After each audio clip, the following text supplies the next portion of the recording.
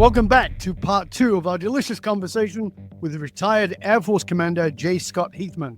He went from combat pilot to cancer patient.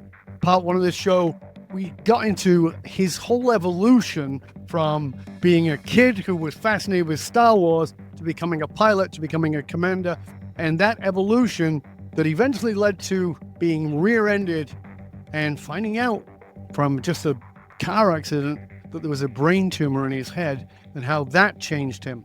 In part 2 of the show, we're going to dive into that. We're going to dive into what it takes to come to a place of acknowledgement of what actually happened. One of the things that I found in my work with some amazing, extraordinary leaders is where they get stuck is something happens, but they don't really want to acknowledge it because they're on a path, and that path is very real and it's very powerful, and there are a lot of investment of identity in that.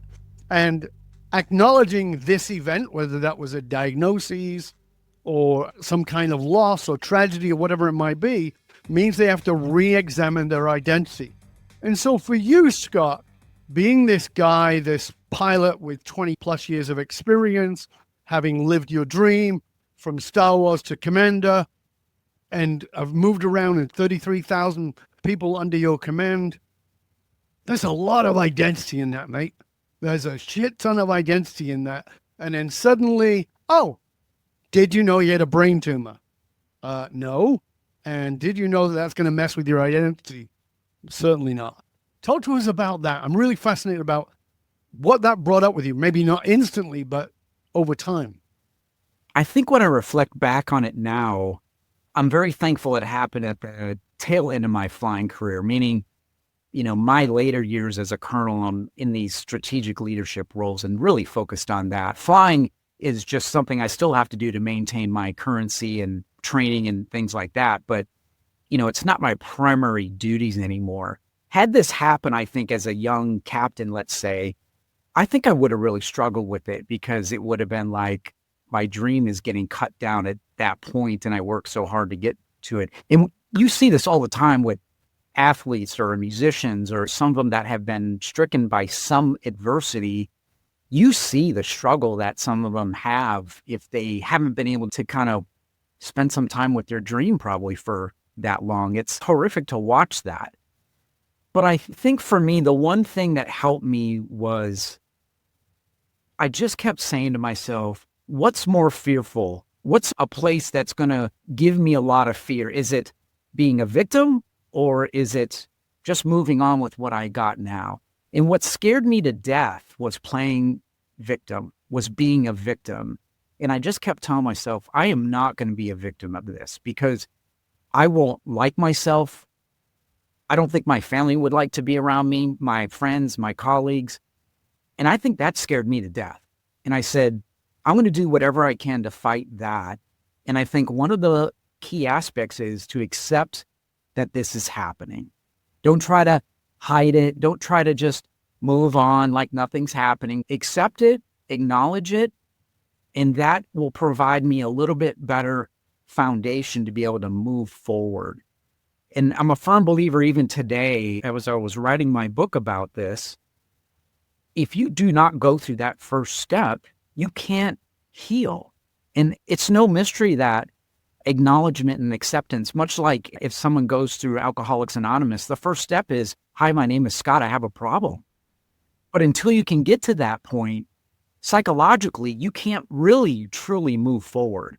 And that's what I felt like I needed to do in order to move forward. Before I go any further, I want to ask this because I know your family. Josh was a young teen when you found out, right? Your son? Yeah, he was 15 15, at the time. Yeah, so a young teen, mid-teens. What was his response? Because the thing is that whether we like it or not, and I do a lot of work in men's work, as you know, and the father figure in our brain, how we hold that. We have an idealized father, we have a real father, we have a shadow father. There's all these different aspects to how we hold a dad. And then suddenly realizing the mortality of my father as a boy, it's a very challenging situation. Can you tell us a little bit about that, what that was like for you and Josh in that interaction? it was interesting for him because he's a kid on the spectrum. Mm-hmm. He was diagnosed with autism at man, you're gonna get me already. He was 3, and I struggled with that a lot. And I was actually on alert when I found out, and I couldn't leave the base, And I remember my wife calling me and saying he's got autism, and I'm thinking, his world's going to end. For him, though, when he finds this out about me, I think because he was so naive to it all, he's never really been around anybody that's had anything like this. He didn't really know how to act, and if anything, he was fairly stoic. He was very supportive. He has a lot of empathy. He's an amazing kid, by the way. I have met him. I've spent time with him, and he's an amazing kid. And he's just this bundle of empathetic love, which, a lot of people have autism as being separate from that, and that's so not him. He's very kind, very loving kid. He's got a lot of emotions. And yeah, he's not what people stereotype people on the spectrum as. But I will say that until I was in the hospital actually getting prepped for the surgery, I don't think he realized the seriousness of it. Right. When you're sitting there and he's asking questions like, what's the will, or what is that? He's wondering why mom and dad are redoing their wills and signing all this paperwork. And there's all of these wires, not just one IV. There's like 10 of them on you right now. Mm-hmm. Of course, he's not in the surgery room, but I think if he would have seen that, he probably would have been like, whoa, this is very, very serious. And when I woke up, I think he was certainly like loving and empathetic. He could see the bruising and the swelling and everything else, and he knew I was completely out of it in the ICU. I think those visuals are really what hit him the hardest. But up until that point, we tried to just go about and live our lives until something changed, because it was important for me to stay in a state where I am not going to freak out over something I can't control. Right. Like, this thing is in my head. I can't control anything at this point. And when I asked my doctor, like, should I be careful about this or that? He's like, just live your life. Right. And I think that was such good advice. And, when Josh would ask me, he's like, are you nervous? Are you doing anything else differently? And I said, Josh, you know what? I'm just going to live my life. And whatever turns out, turns out. But just know that I got life prepped for you. It'll be fine. I wonder, because of the military training, that maybe it's a biases, but there's this biases of you're in control, you're always in command, particularly if you're a pilot, got to be hyper vigilant, and suddenly you're in this situation where you don't have any control. You just don't have that. For me, again, my biases maybe is that's the freak out, is because I've been trained to be in control of all things, and now I'm in a situation where I have zero control. Yeah. I do think some of that kicked in for me in a positive way, because we're used to dealing in VUCA environments where things can get volatile and you can be completely unaware of what's going on. Or especially in the flying world, it's funny. We're not just sitting up there thinking, oh, look at the pretty rainbows in the clouds and this and that. I mean, we're constantly thinking about things going wrong. Right. If people think like flying is, we're always thinking happy thoughts here. Well, yeah, we are certainly at times, but from the point of taxiing from the end of the runway to taking off, I'm constantly thinking about things going wrong and what can I do to control them. I think to a degree it did help me with that, but there are times where I think, because we're trained so way, in the first time that you're in a 100% environment where you don't have control, it can be pretty darn scary. That's what I mean. And it can really mess with your head. But what was interesting about, I was pretty cool and calm that morning on February 13th of 2020 going into surgery, up until the point they wheeled me back. And then it got real because I was away from Mary and Josh, and now I'm getting wheeled down a hallway with a whole bunch of other people that are going to their surgery rooms too. It's like a highway. And then we get into this massive room. I thought it would be this tiny little room. It's a massive surgery room. And there's like 15 people in there. And it's just a flurry of activity, and I was getting real nervous, and the anesthesiologist is talking to me about how they're going to put this on and do this. And, it'd only take a few seconds, and then they got me. But the one thing that actually brought me back to calm was the nurse started reading information about me. They said, all right, everybody, this is Jeremiah Scot Heathman. He's a 45-year-old male. He's an Air Force colonel. He's got a bad tumor. We're going to get this out of his head today. It was almost like listening to a pre-mission brief that I've done 1,000 times. That sounds like somebody saying what's going to go on in the mission. Yep. It's exactly what we do. Okay, here's our training starter. We're going to go from Spokane to Salt Lake City. The weather is this. I was like, oh my gosh, I've done this 1,000 times. I'm in good hands. I recognize. That is so cool. And I'm sure you would have had no idea until that moment. These guys do exactly what I do. They're just doing it in my coconut instead of in the air, right? That's amazing. That's so cool. You were a commander of an Air Force base. You've been a pilot and you retired. But tell us how it's changed the way you see leadership. Because I think that if a major incident comes into your life and it doesn't change the way you lead, you didn't get the lesson. Yeah. It's got to change something. And I'll tell you that if you'd have asked me 5 minutes before I fell off that mountain, are you on purpose, Dov? I would have said, yes. Are you a servant leader, Dov? I would have said, yes. And it wasn't until at least 9 months after that fall, and then the following 9 months of digging in to the work, that I realized, yeah, shit, I really wasn't. I thought I was. I believed I was. It looked like I was to me, but this has really brought it home for me. How did it shift your leadership? How did it shift the way that you are now leading and consulting with leaders? I think what it showed me was the true power of vulnerability. Yeah. Because when I got out of surgery, I couldn't walk. I couldn't stand because I had no inner ear vestibular. Couldn't see. I had an eye patch. I'm deaf in this side. Half my face is still numb to this day. I still have a lot of nerve pain.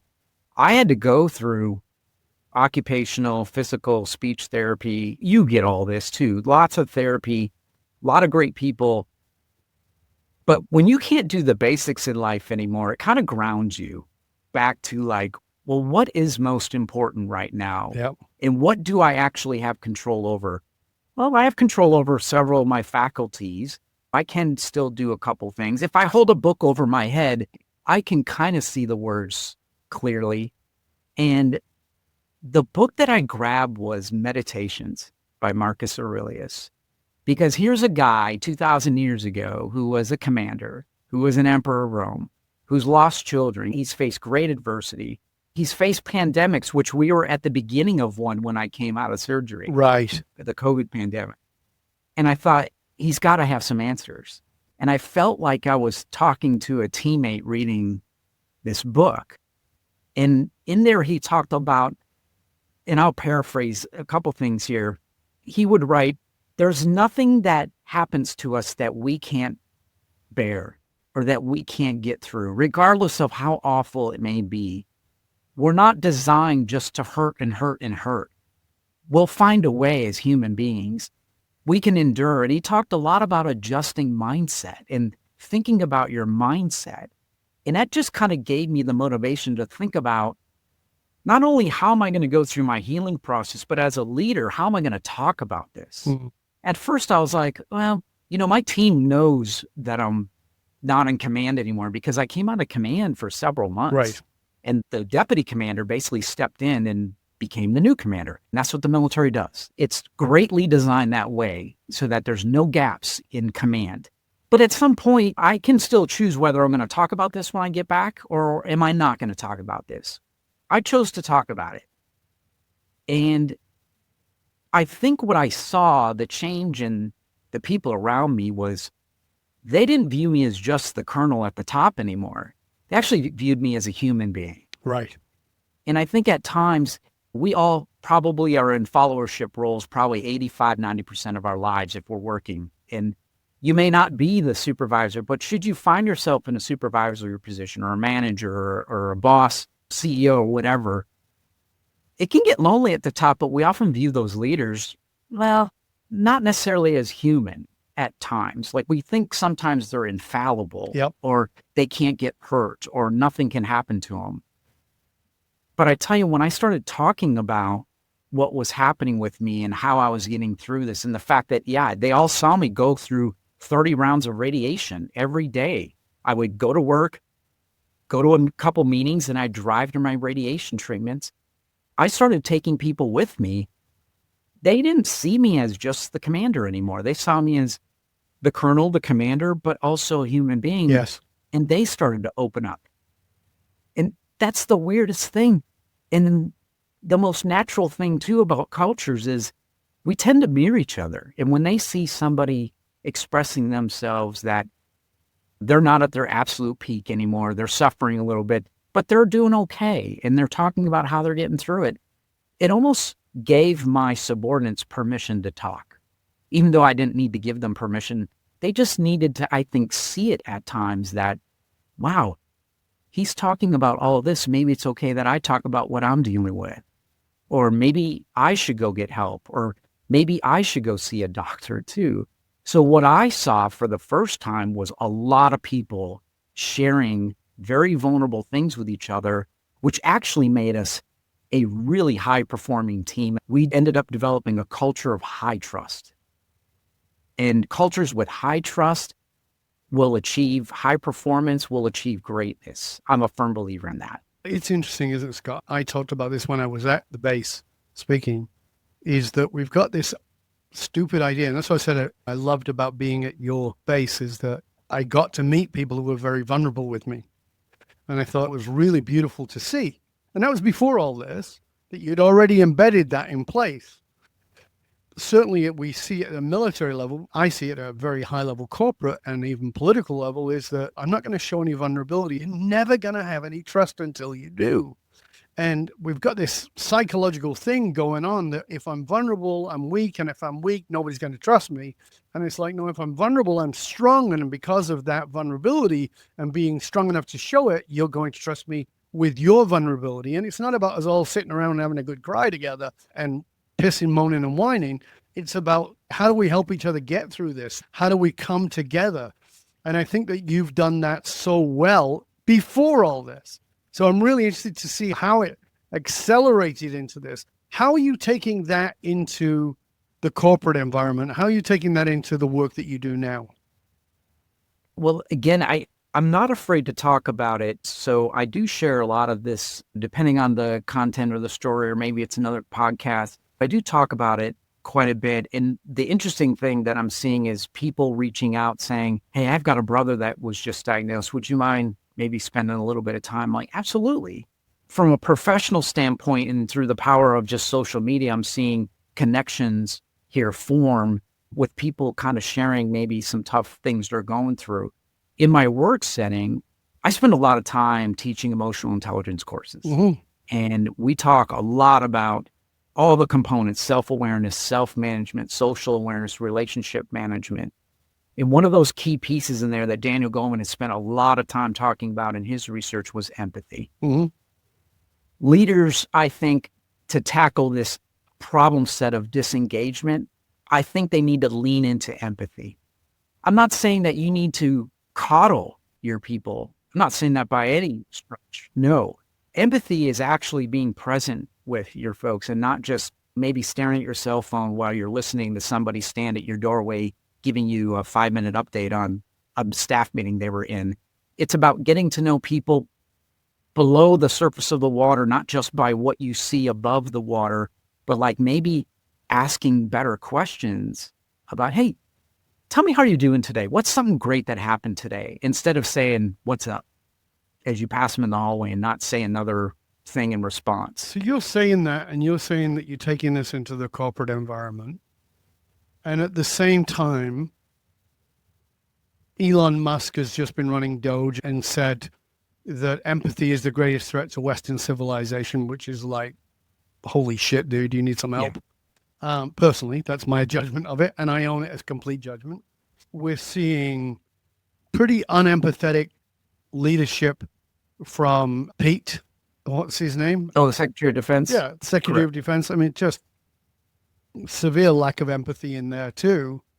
For you, being the kind of leader that you were, being the kind of leader that you are, what's it like to look at the world, particularly the military world and the changing political environment from your lens of where you have, I mean, you've always been there, but more come into around empathy? I've been pretty blessed to have served with some amazing servant leaders, and I think that's made all the difference in my world. Folks that have talked to me about what this means early on, so much so that I went and got my first master's at Gonzaga University in servant leadership and concentrations in organizational leadership. I think there's this misnomer that we've lost our macho-ness and we have to get it back. And I'm like, what are we talking about? To me, macho is all about the output or the end results. It's not something we have to put on an act for during the journey of this. I deeply care about standards just like they do. I deeply care about performing at a high level just like they do. But there's, again, this misrepresentation that you can't have empathy and get to that. Well, that flies in the face of everything that has ever been talked about when it comes to emotional intelligence, which I will never call a soft skill. No. But to me, this is a power skill. Yeah. And it's something that we all have inside of us and we can all work on regardless of our personality, our IQ, how young or how old we are. I have seen the direct results of leaning into and focusing on maybe some areas of weakness in our EQ, but also taking advantage of what are your superpowers within EQ? Yes. At the end of the day, it is about using all of these components so that we can form better relationships. And out of all the learning that I have done in my life to this point, regardless of your duty title, performance still comes back to relationships with our colleagues. I don't care whether they're subordinates. I don't care whether they're superiors. It still comes down to relationships. If I can understand your needs and you can best understand my needs of what's required of our relationship or our task at hand, we are going to be better for it. So when one of us is off, for one of us not to recognize that or not pay attention to that and just say, oh, rub a little dirt on there, get it back in the ballgame, it's ridiculous in my mind, because that actually is going to, I think, split that bridge of trust. And you won't be building a bridge across that if it keeps continuing like that for too long. I'm a fan of high trust cultures and environments. And to me, the way that you get to that the fastest is starting off with very basic things like developing a rapport with one another, listening to one another, understanding and empathizing with one another. Now you have the ingredients of potentially influencing one another, which is where trust lives. Yes. Because if you can influence me, we probably have a pretty good trusting relationship for you to be able to do that to me. Exactly. Because otherwise, I probably wouldn't let you do that. Right. That's exactly it. So when you take all that and you put it into the work you're doing now in your Command with Courage and all the work that you're doing with corporate, you have an acronym, which is AIM. Talk to us about AIM. Yeah, so in the book I talk about, and again, I'm going to steal a little bit from Marcus because he talked a lot about mindset and he even said the word AIM a few times. The AIM acronym to me is first what we talked about, which is acknowledge and acceptance. So whenever we face adversity or a situation where we feel stuck, let's just acknowledge and accept, almost shine a flashlight on what it is that is sandpaper on the soul right now. Mm-hmm. Write it down. There's got to be something that is bugging you and nagging you. So let's shine a light on it. Once we get to that point and acknowledge some of what's there, well, now I have a starting point of where I'm at today. And now I can dream of where I want to be tomorrow. So in my case, yeah, I've had this brain tumor. I can't walk. I can't talk. I can't chew gum. I can't hardly do any of the basics, right? That's okay. I'm going to do what I can with what I got. But what I can do is I can begin to illuminate a path forward. That's the I. And so in my mind, when I couldn't go out right away and didn't feel like I had enough strength to get up in the walker, I would visualize, well, what are some things that I can do along this path to get me to where I want to go. My vision of success was I want to pass my physical training tests so I can have my job back. I wasn't thinking about becoming a pilot again. I just wanted my job back. Right. Almost like an athlete that goes down and they want to get back in the game. But nobody would let me until I was in a good, safe spot, if ever. I didn't know. So I said, you know what? Well, I can get in my walker and I can just go down to the end of the block. I can go pick up sticks with my wife. When she can pull the wagon, I can just point them out. But at least I'm out there walking. Hey, I can actually put an eye patch on and read a little bit easier than without one because my eyes were fighting each other. I can still hear with this here. I'm okay without having this one. You know, it's not as bad as I thought it would be. I can do my therapy. I can choose not to, but I'm not going to get to where I'm going to go if I choose not to. So I kind of, in my mind, figured out what were those lily pad steps that I could take. And then the M, to me, which is most important here, is a little bit of a military term, but mobilize and move out. What I've learned through 6 deployments is we don't just get our orders and then walk to the airplane. Before we take that step, which can be a fearful one, we mobilize. And so we literally go through a mobilization line where they check our will, they check our shot records, they make sure we got everything we need, they make sure we have a care plan for our family, they make sure all of our pay and allowances are in order so that mom or dad and the kids at home are getting fed while you're on the road. So we mobilize all this support, and then we get on the airplane and we go to where it is we're going. It's the same thing to me with adversity is you got to mobilize your support structures. You got to mobilize the team around you. You got to figure out what's going to serve you and maybe take off the plate what's not and just say, I don't need that right now. Maybe later, but now is not the right time. And once I had those resources in place, then I moved out and I followed that path that I visualized. You know what? And just like flying, it's not always the flight path that we have. Sometimes weather gets in the way. We have to divert. We have to go around volcano that decides to erupt, whatever it may be. But I'll still get to hopefully close to my destination here. It may take a roundabout sort of way, but we'll figure it out. And that support structure around me is also going to help me do that. And that's literally what I did to try to move beyond this adversity. And I think that's the greatest gift that this adversity is giving me is that learning that this structure, I think, can help. And so that's what I'm writing the book about. And it's a story about me helping someone through this and understanding these 3 maneuvers so that they can get unstuck and move on with their life. Beautiful. Thank you. Well, this has been an amazing conversation, Scott. And we're about to finish, but I want to ask you a final question. Okay. So I want you to go all the way back. And I want you to go to the cinema and I want you, this guy, to sit next to that little boy watching Star Wars. What does he think about who you've become? Not what advice would you give him? Don't care about that. I'm not looking at that. I'm looking at what does he think about who you became? It's a little bit like this picture behind me of Luke staring at these 2 moons a little bit. He's got a dream. He's not quite sure he's ready for it. He's not quite sure what it's going to take. But I have this picture in here to kind of remind me, like, don't stop dreaming. You should be proud of where you've gone and all the lefts and rights it took just to get and stay on the path. It wasn't straight by any means. It wasn't easy. But what does he think about where you got to? You have just told him, I became this guy. What is that little Scott, little Jeremiah saying?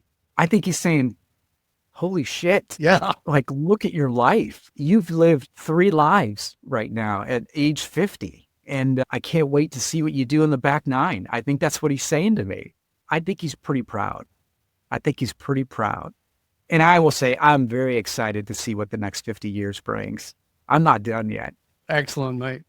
Well, again, it's been a pleasure and honor, my friend. Thank you so much for sharing your story and your wisdom and your guidance with all of us here. Before we finish, I want to make sure that everybody knows how they can find out more about you and all your resources. So please let everybody know. Absolutely. You can find me on my website at commandwithcourage.com. You can always email me at scott@commandwithcourage.com. And of course, if you want to just chat, phone calls are free, Zoom calls are free. look me up on LinkedIn. I would love to get to know you. Excellent. We'll make sure, of course, that all those links are posted in the show notes. Till then, we want to thank Scott for being with us. Thank you so much, sir. It's been a pleasure and honor. I hope you'll stay with us to the end. And for you, dear listener, remember, those who control the meaning for the tribe also control the movement of that tribe. Leaders committed to psychologically shifting the political and business landscape know they've got to tap into what drives human behavior. I'm Dov Barron. I show businesses, teams, and leaders how to harness their emotional source code to move their tribe. Because unified actualized meaning is the single monolithic difference between mediocrity and greatness for all individuals and companies. Remember, we need your help in staying relevant, so please go to wherever it is that you normally listen to the show from and do us a favor and rate, review, and subscribe to the show. It makes a huge difference. And for you as a regular listener, thank you so much for sharing the show with everybody you know. Till next time, stay curious, my friends. Stay curious about the things that are knocking you off your path in order to get you on your path. I'm Dov Barron. I'm here to assist you tapping into your deepest meaning to reach that next level of clarity, focus, purpose, and profit in your business, in your life, and in your leadership impact. And I am out.